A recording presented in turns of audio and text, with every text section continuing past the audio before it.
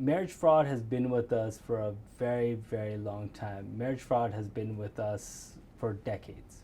Marriage fraud undermines the integrity of our system.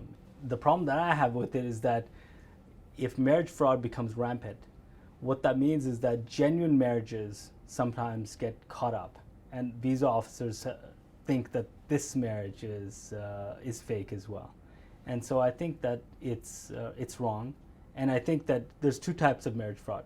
There's marriage fraud where both parties are involved, they're complicit, and that is basic immigration fraud.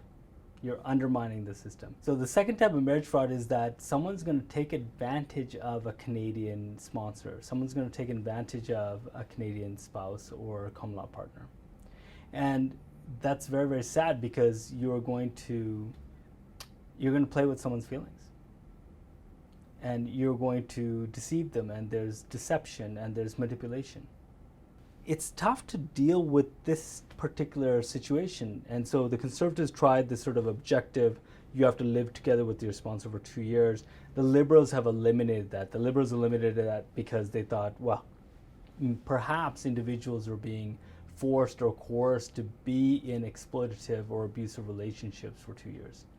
I don't know.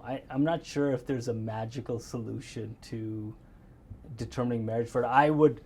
What I would suggest is that visa officers abroad should be trained, perhaps better, trained on determining whether a relationship is genuine or not. There's no perfect solution to this situation. Once someone comes here and leaves, then we have this sort of a sponsor that's trying to determine what he or she should do. And again, we've dealt with this situation many, many times before. I've sought in the past to get CBSA, Canada Border Services Agency, to investigate marriage fraud.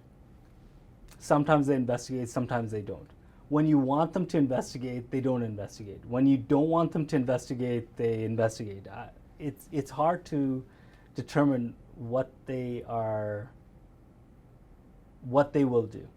We've represented individuals that the sponsors that has been duped or thinks they have been duped. We've represented an individual that's been accused of marriage fraud.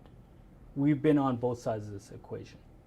What I want individuals to know is that there is a process that if they do feel that they've been used or manipulated or deceived, or that someone's used them for immigration fraud or marriage fraud, let's say, is that there's a way, and that is to put forward a complaint to CBSA, Canada Border Services Agency. This usually should be paired with a family law action. For example, so if you were to file for divorce, in our opinion, we've done this before, how do we deport someone that's come here with deception, is that we filed a statement of claim. Instead of filing on the grounds of being separate and apart for a year, we filed on the basis of mental and physical cruelty, which is mental cruelty, which is that this is marriage fraud. So we've done this many, many times before, but I think you have to go lockstep. You have to go lockstep with the family law action and then provide that information to CBSA and to immigration.